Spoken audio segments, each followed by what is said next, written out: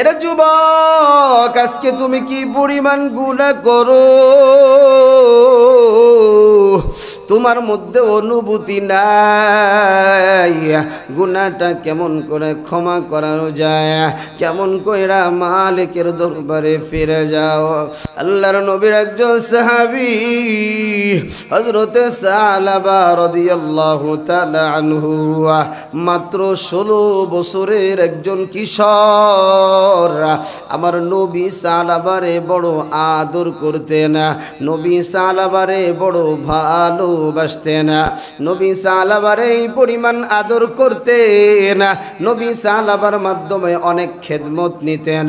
প্রয়োজনে আম্মাজান আয়েশার কাছে পাঠাইতেন, প্রয়োজনে নবীর কলিজার টুকরা ফাতেমার কাছে পাঠাইতেন, প্রয়োজনে হযরতে আলীর কাছে পাঠাইতেন।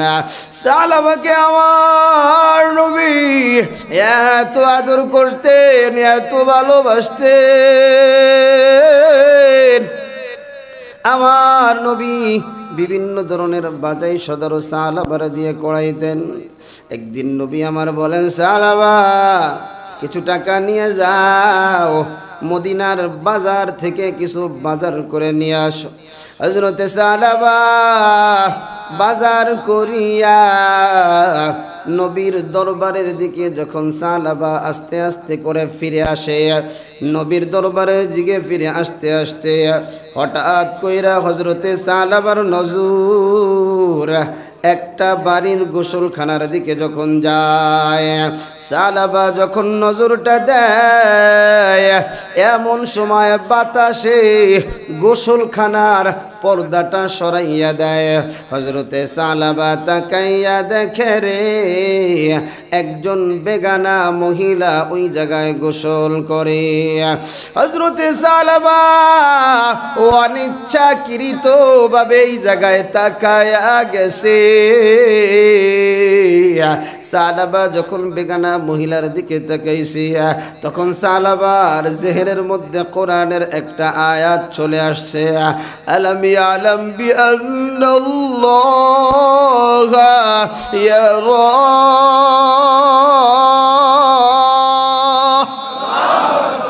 হযরতে সালাবার কোরআনের এই আয়াত যখন জিহনের ভিতরে আসছে, সালাবার মনে পইরা গেছে, আমারে কেউ দেখে না, আমারে তো আমার আল্লাহ দেখে ফেলাইছে, আমার আল্লাহ তো আমারে দেখে ফেলাইছে। এ যুবক,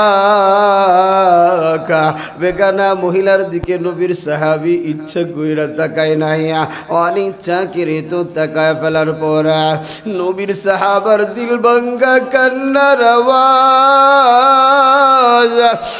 আমি আমার এই নোংরা চেহারাটা নিয়ে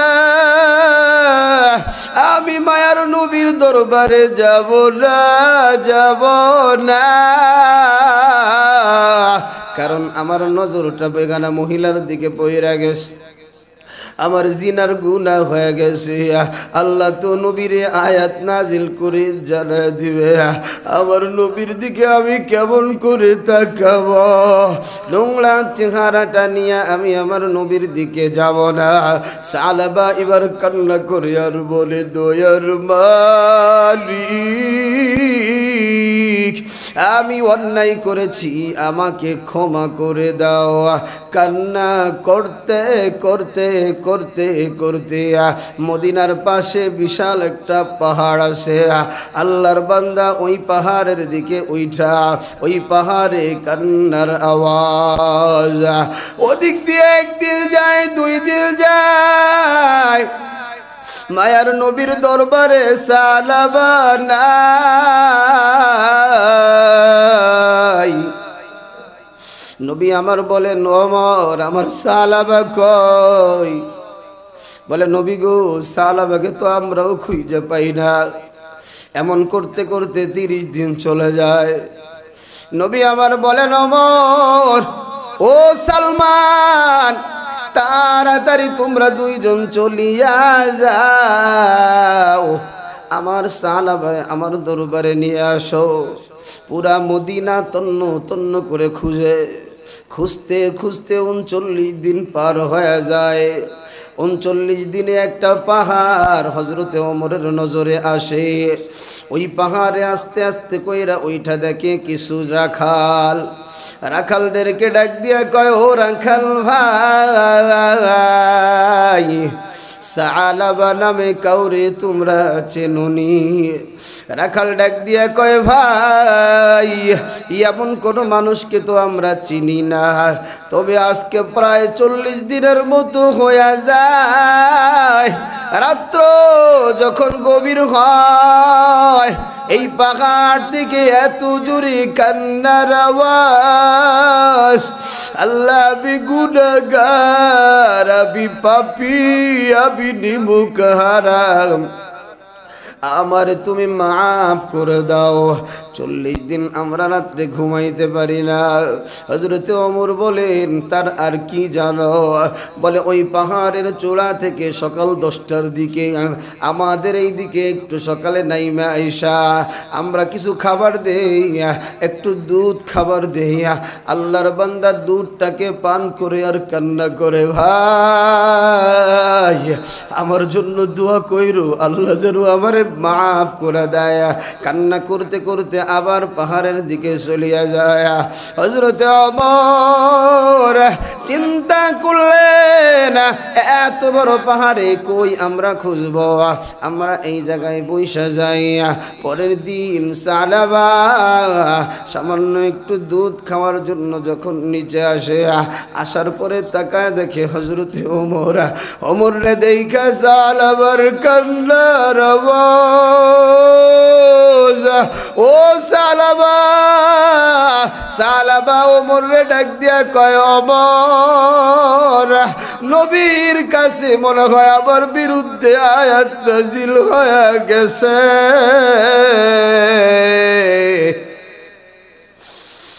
হযরতে ওমর বলেন, না রে সালাবা, না, তোমার বিরুদ্ধে কোনো আয়াত নাজিল হয় নাই।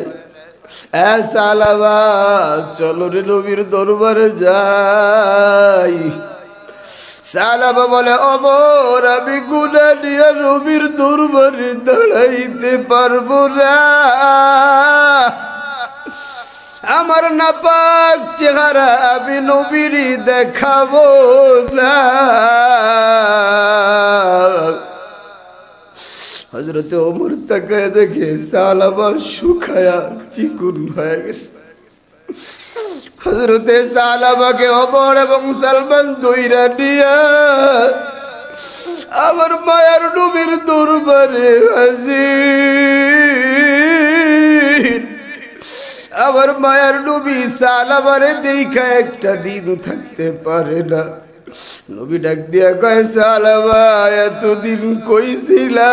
ও সালাবা আয় আয় আয় আমার বুকে আয়।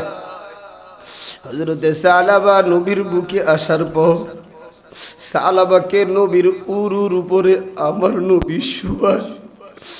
সালাবার কান্নার আওয়াজে নবীও কাঁদে, সাহাবারাও কাঁদে। আর সালাবা বলে, পয়গম্বর আপনি বলেন আল্লাহ আমারে ক্ষমা করছেনি। এ যুবক ভাই অনিচ্ছাকৃত একজন মহিলার দিকে নবীর সাহাবীর নজর। সাহাবীর কান্নার আওয়াজ একবার বেহুশ হয়ে যায়। হালকা একটু পানি দিয়ে যখন আবার হুশে আসে, এমন সময় সালাবা ডাক দিয়ে কয়, পয়গম্বর আমার পুরা রক্ত আর গোশত আর চামড়ার মাঝে পিপিলিকা হাঁটতেছে, বড় কষ্ট হয়। আমার নবী কয়, সালাবা মালাকুল মউত হাজির হয়ে গেছে,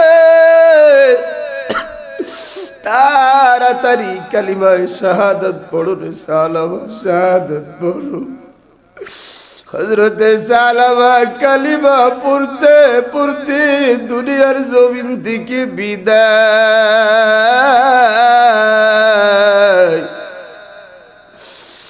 আমার নবী ওমর রে কয়, ওমর গোসল দাও। কাফনের কাপড়টা পরাও, খাটিয়াটা তোমরাও ধরবা, আমার জন্য একটু জায়গা রাখো। আমার নবী সালামার খাটিয়াটা দইরা সবাই পাটাকে সুন্দর করে বিছায়া বিছায়া হাঁটে। আমার নবী শুধু খালি দুই পায়ের বৃদ্ধাঙ্গুলের উপরে ভর দিয়া হাঁটে। সাহাবারা প্রশ্ন করেন, পয়গম্বর আপনি এমন করে কেমন করে হাঁটে? আমার নবী ডাক দিয়ে কয়, ওমর আমার সালাবার তওবা এমনই কবুল হইছে রে ওমর,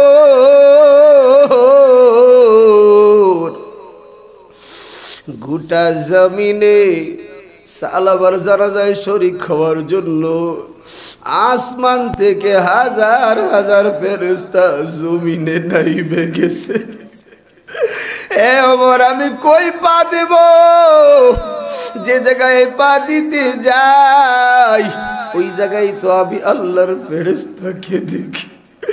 রে আমার যুবক ভাই, রমজানের মাগফিরাতের 10 দিন শেষ হয়ে যায়, নবী একটা বেগুনার দিকে অনিচ্ছাকৃত তাকানোর কারণে নবীর সাহাবী বেগুনা মহিলার দিকে অনিচ্ছাকৃত তাকানোর কারণে এত কান্নার আওয়াজ। অথচ আমি তুমি মোবাইলে কি পরিবার গুনাহ করি রে ভাই। আমার অনেক বুড়া বাবারা, যুবক ভাইরা চায়ের দোকানে বৈশা বৈশা টিভিতে নর্তকীরা নাচ দেখো। এই রমজানে মাগরিবের পরে দেখো দিলটা কি নরম হয় না রে ভাই, চোখে কি পানি নাই। নবীর সাহাবী 40 দিন কানতে কানতে মৃত্যুর কোলে ঢুকে বলল, ঢলে পড়ছে, অথচ আবার আপনার দোয়াও মৌ করে কান্না করার দরকার। কারণ ডালে ভাবে সামনে পিছনে যেদিকেই তাকাই গুনাহ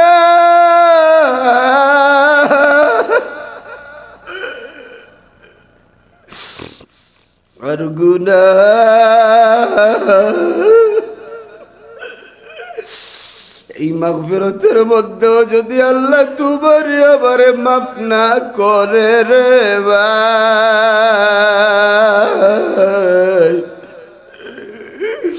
এই দেহটা পোকায় খাবে, সাপে খাবে, আগুনে জ্বলবে।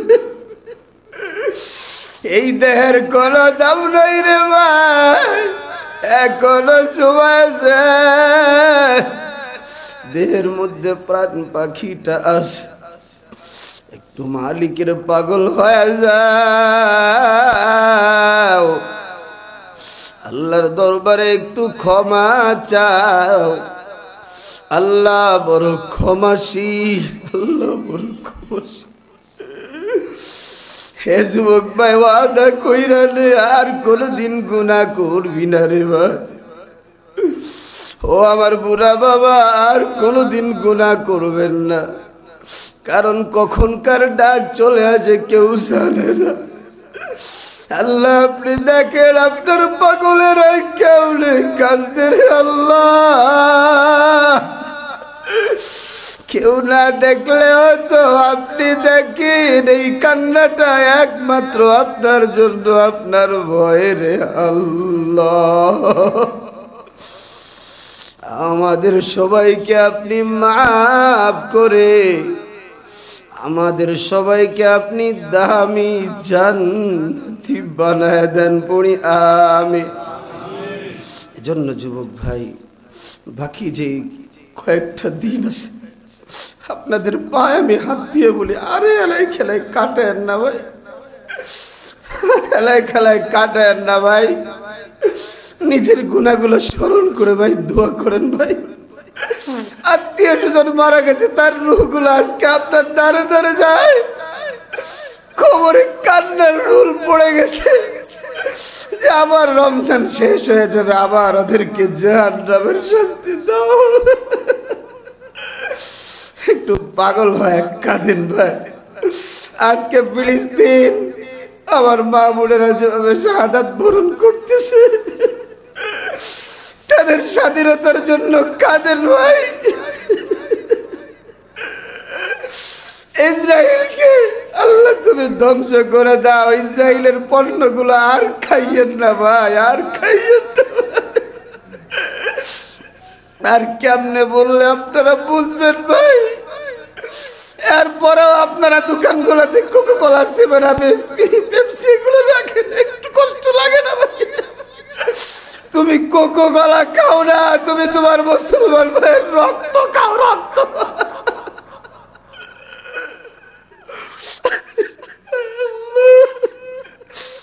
আল্লাহ তুমি ফিলিস্তিনের ভাই বোনদেরকে স্বাধীন করে দাও আল্লাহ। বাইতুল মুকাদ্দাসকে তুমি আজাদ করে দাও আল্লাহ। ইসরায়েলকে ধ্বংস করে দাও আল্লাহ পাক। আমাদের সবাইকে মাফ করে দেন, পড়ি আমিন।